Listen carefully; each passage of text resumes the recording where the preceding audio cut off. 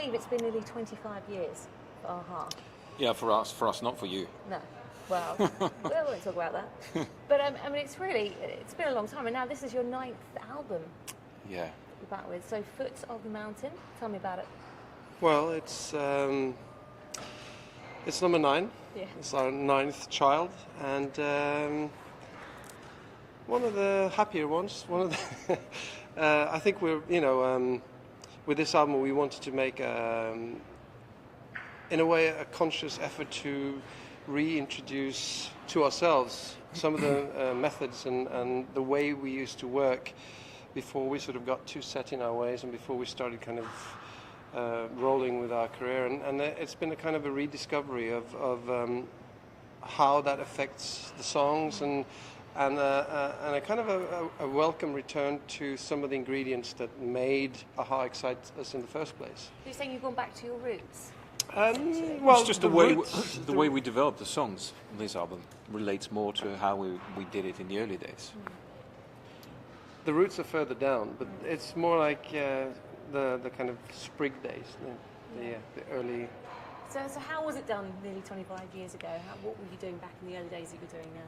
Well, because we didn't have a lineup with a drummer and a bass player and a saxophone player, you didn't have to have a sax solo and a particular drum beat on every song, and everything was kind of done by taking the songs and just all of us just kind of playing with it and trying to shape it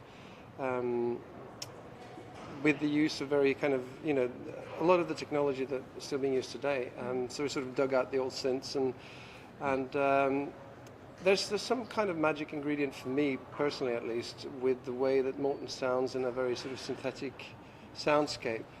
And I was kind of missing that a little bit. It was sort of, over the years, we'd sort of acquired a more of an acoustic sort of rock-based sound and a lot of symphonic, epic, sort of big, ballady things. And I was kind of dying to have a return to some of the more energetic stuff and also to put him in this kind of clinical, synthetic soundscape, because that's where I found I could stand listening to him for more than 5 minutes.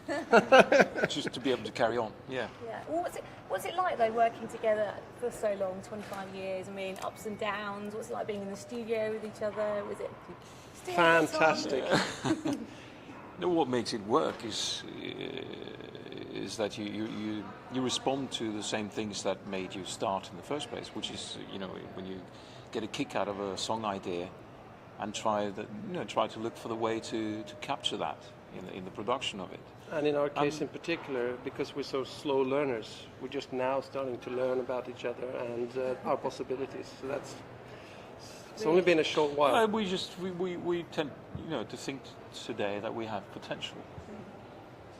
Do you think you can battle it out with the kids out in the market now?